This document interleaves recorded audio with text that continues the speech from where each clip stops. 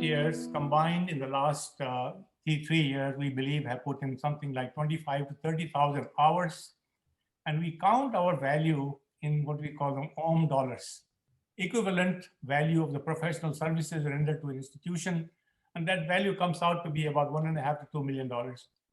So that's something not small, it's very big.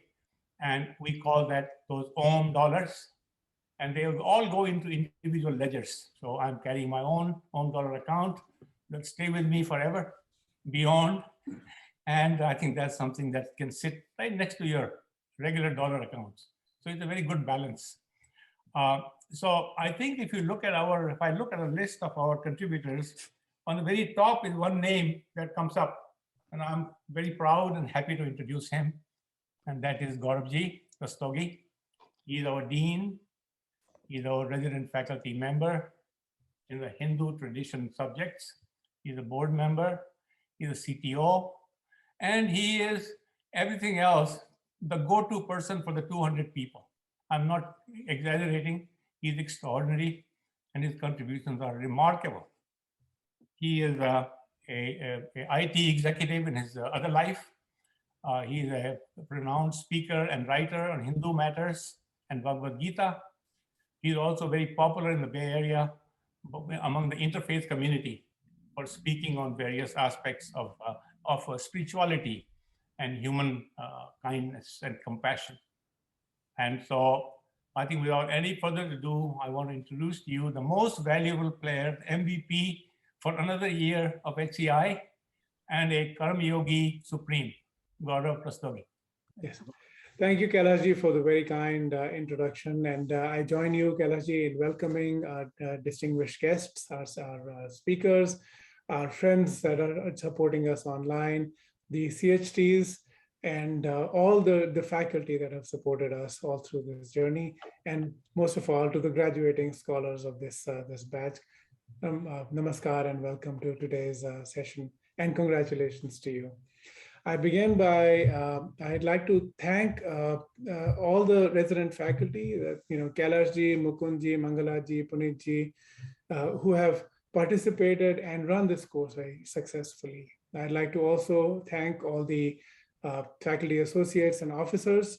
There are 12 people I'd like to call out: Anil Didi, Savita Garji, Manju Gupta ji, Ashish Khan ji, Anup Kumar ji, Shubha Krishna ji, Usha Narsimhan ji, Pandit Neil Prasad ji, Meenakshi Rai ji, Sabita Rajshekhar ji, Raju Raisam ji, Neelam Sethi ji, Saurabh Srivastav ji, and Ganapati Swami ji. I'd like to thank you very much for your ceaseless toil through this year in bringing the course together and making it really successful.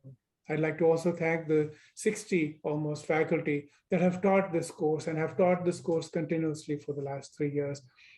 I would also like to make a special mention of more than 50 yoga teachers who have taught more than 3,000 free yoga classes as part of our community for immunity. You came together to help with the pandemic, and since then we have delivered so many classes every day, bringing a sense of community to all of us around the world. So I'd like to thank you very much. Now to today's topic. We are proud of our Hindu tradition, which has carefully been developed and articulated over thousands of years and hundreds of generations. But how come we don't see it at work where it matters? At schools, at hospitals, the military, and so many places where our tradition can help improve lives in all circumstances. How is it that we have been notably absent in the public sphere on this service front? It's this question that led to the founding of the Counselor of Hindu Tradition course. This was in year 0 of our founding, and we started to think about how to make the tradition available to future generations. Over the years, we've realized that our mission is simply, let us put the Hindu tradition to work. Let us put the Hindu tradition to work in serving the society. This mission gets clearer to us every day, every year. And every year we progress in the direction we originally intended, but like the lamp that guides us along the journey in a long, dark journey, every step becomes clearer as we become closer to it. In year zero, we started to think about how to make the tradition available to future generations. And we decided that the best way was to use it or lose it, which is to say that instead of thinking about our tradition as something that must be preserved, just as a museum piece might be, how do we actually put the tradition to use in improving our lives? So we looked carefully at the full spectrum of lives that we lead here in the modern world. And we identified places where the tradition might be helpful. Then we decided that we must create an extended family of sorts as counselors of Hindu tradition to make this tradition available to everyone. And that became the Counselor of Hindu Tradition course. In year one, we came to the realization that our mission really is about karma yoga, the yoga of action. And we started to think of ourselves as a service learning school for karma yoga, which is unique because there are so many Hindu and yogic schools that teach jnana yoga, the yoga of wisdom, or bhakti yoga, the yoga of devotion. But there are not many, in fact, we can't think of any specific school that does teach karma yoga, which is a pity because how else do you put the tradition to work other than the yoga of action, work itself? So we created this unique program. We also realized in that year that there is a tremendous latent capacity to serve. Just the way we are born with legs and have the capability to walk, but we must be taught to walk. It's the same with our ability to serve others. So this capacity to serve became our mission then. And so karma yoga for what? We focused on spiritual care and have built deep pockets of expertise.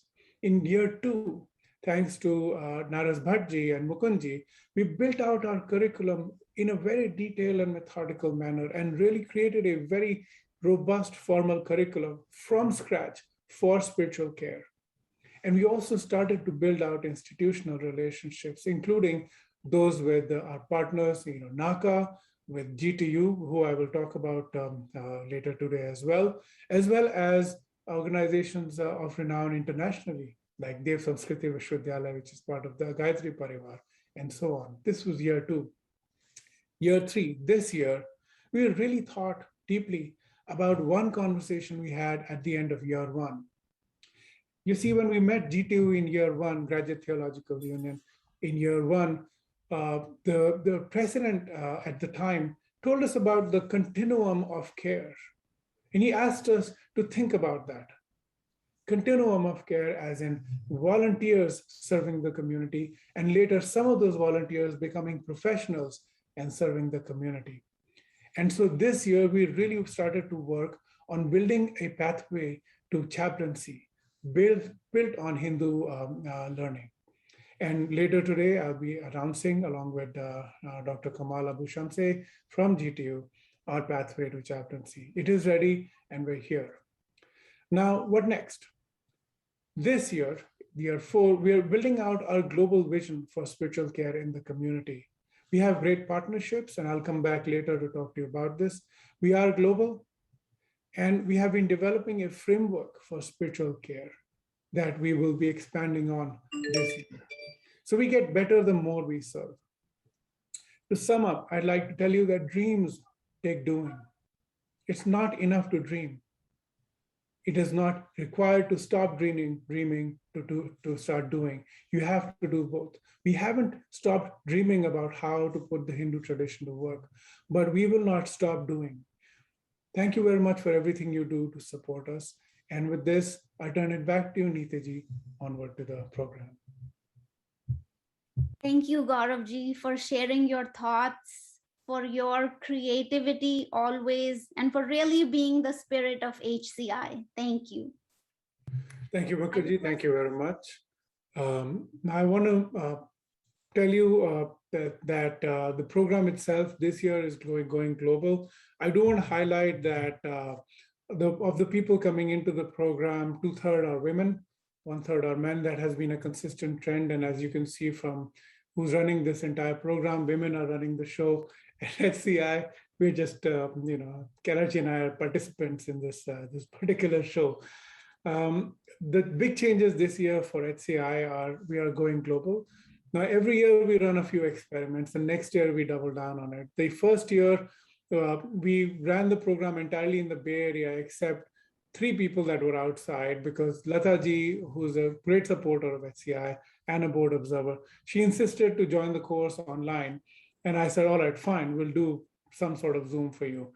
From that experiment, the second year we made it America-wide, third year it was America-wide, and we added India. And this year we're going global. We're expecting to welcome our partners from the Hindu Council of Australia.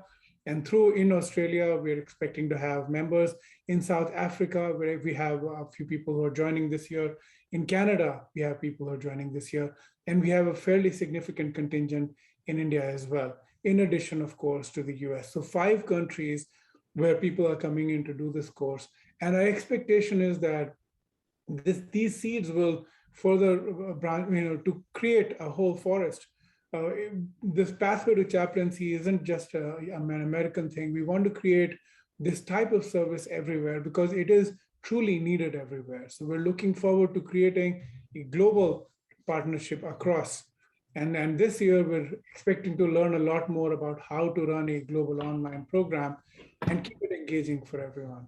So, so we'd like to thank our India scholars and India CHTs who have patiently helped us learn this process this year. With that, Kailash ji, I would like to turn it over to you.